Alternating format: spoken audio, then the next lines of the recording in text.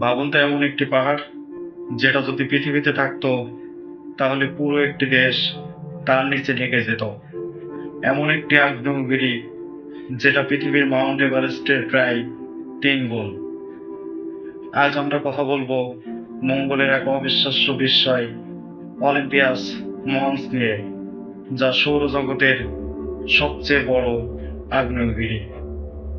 Olympus মন্স অবস্থিত লাল গ্রহ মঙ্গল গ্রহে। অলিম্পিয়াস মন্সের উচ্চতা প্রায় 22 থেকে 25 কিলোমিটার, যেখানে মাউন্ট এভারেস্টের উচ্চতা কেবলমাত্র 8.8 কিলোমিটার। শুধু উচ্চতায় নয়, এই আগ্নেয়গিরির ব্যাস প্রায় 600 কিলোমিটার। তার মানে পুরো বাংলাদেশকেও যদি এর মধ্যে রাখা হয় তাহলে তা এর মধ্যে ঢুকে যাবে।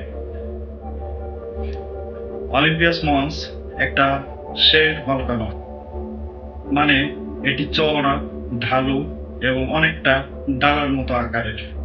এর লাভা খুবই ধীর গতিতে প্রবাহিত হতো, এজন্য এর লাভা বিস্ফোরিত না হয়ে ধীরে ধীরে প্রবাহিত হয়ে তা এক বিশাল আকার ধারণ করেছে।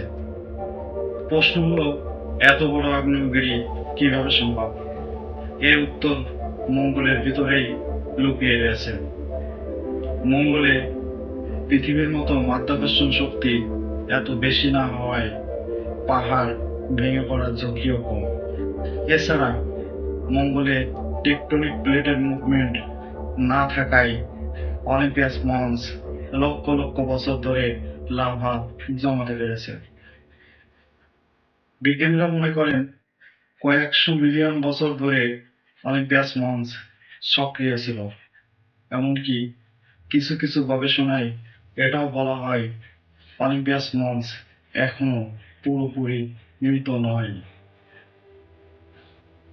ভবিষ্যতে মানুষ যদি মঙ্গল গ্রহে বাস করে তাহলে অলিম্পিয়াস মঞ্চ হতে পারে মানুষের জন্য এক বিশাল গবেষণার জায়গা। একবার চিন্তা করুন, যেখানে আপনি অলিম্পিয়াস মঞ্চের চূড়ায় দাঁড়িয়ে একই সাথে দেখতে পারবেন মঙ্গল গ্রহের বিশাল আকাশ ও লাল ধুধু মরুভূমি। অলিম্পিয়াস মঞ্চ শুধু একটি পাহাড় নয়, আমাদের মহাবিশ্ব কতটা বিশাল ও রহস্যময় অলিম্পিয়াস মঞ্চ হলো তার জীবন্ত প্রমাণ।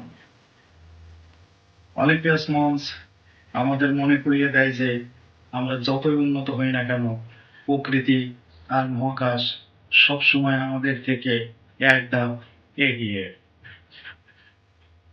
আপনি যদি এমন অবাক করা কন্টেন্ট আরো দেখতে চান তাহলে ভিডিওটি লাইক করুন, শেয়ার করুন এবং অবশ্যই চ্যানেলটি সাবস্ক্রাইব করতে ভুলবেন না।